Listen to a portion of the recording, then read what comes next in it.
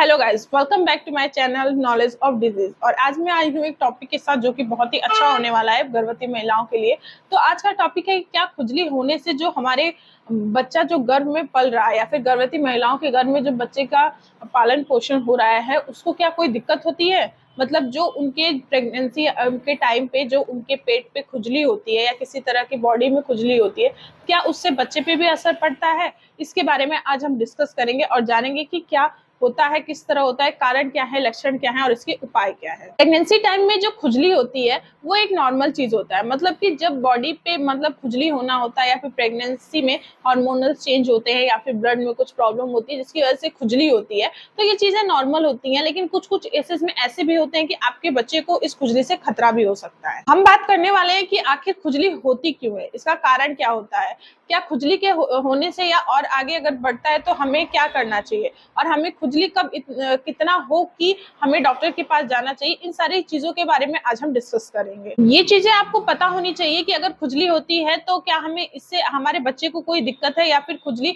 बहुत ज्यादा हो रही है तो हमें कोई प्रॉब्लम है। इन सारी चीजों को आपको जानना चाहिए। तो आज हम इस टॉपिक पे बात करेंगे कि आखिर ये चीजें हैं क्या। सबसे पहले हम बात करते हैं कि प्रेगनेंसी में खुजली होने के कारण क्या क्या होते हैं, मतलब इसमें रीजंस क्या क्या होते हैं कि हमें प्रेगनेंसी में खुजली होती है। इसके 3 कारण होते हैं जिसकी वजह से प्रेगनेंसी में खुजली होती है। तो सबसे पहले आता है हमारा स्ट्रेच मार्क। मतलब जब प्रेगनेंसी में जो बॉडी होती है वो जब बढ़ती है या फिर हम वेट गेन करते हैं या मोटे होते हैं तो उसकी वजह से जो खिंचाव होता है उसकी वजह से भी खुजली होती है प्रेगनेंसी में। स्ट्रेच मार्क्स में जो खिंचाव होता है, जो शरीर जो स्किन खींचती है शरीर की, उसमें ड्राइनेस आ जाती है जिसकी वजह से हमें बहुत ज्यादा खुजली या फिर इरिटेशन फील होता है जिसकी वजह से हम खुजली करते हैं अपनी बॉडी पे। अब सेकंड कारण होता है इसका हार्मोनल चेंज। मतलब प्रेगनेंसी के टाइम में आपका प्रोजेस्टेरोन या फिर ये कहूँ कि आपका इम्यूनिटी लेवल या फिर ये कहूँ कि हार्मोन चेंजेस जो होते हैं वो थोड़ा चेंज होता है जिसकी वजह से आपको जलन या खुजली महसूस हो सकती है। इसका तीसरा कारण होता है कोलोटाइटिस। इसमें क्या होता है कि कोलोटाइटिस जो होता है उसकी वजह से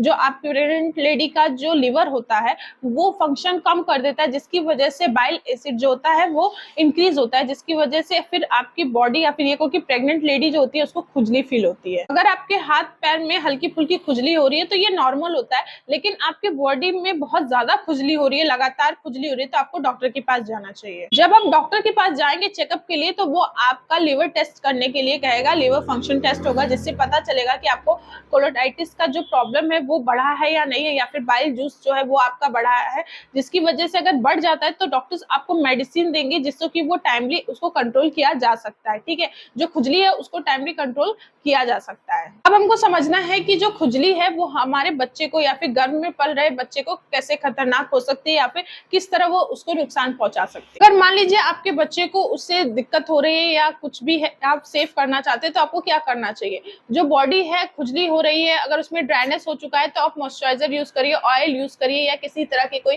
वैसलीन यूज कर सकते हैं जिससे कि आपकी जो ड्राइनेस है वो हाइड्रेट हो जाएगी जिसकी वजह से आपको खुजली नहीं होगी। अगर आपकी खुजली होने का कारण कोलोडाइटिस है तो फिर आपको इससे बचने की जरूरत है, या फिर ये कहूँ कि आपके बच्चे को भी इससे परेशानी हो सकती है। कोलोडाइटिस की वजह से आपके बच्चे को भी बहुत दिक्कत हो सकती है। ये बोलूं कि आपकी जो डिलीवरी है वो टाइम से पहले भी हो सकती है, आपके बच्चे का वजन कम हो सकता है, या फिर ये कहूँ कि आपके बच्चे का ग्रोथ और डेवलपमेंट ये दोनों कम हो सकता है कोलोडाइटिस की प्रॉब्लम की वजह से। अब हम बात करते हैं कि अगर खुजली ठीक करना है तो उसके घरेलू उपाय क्या है।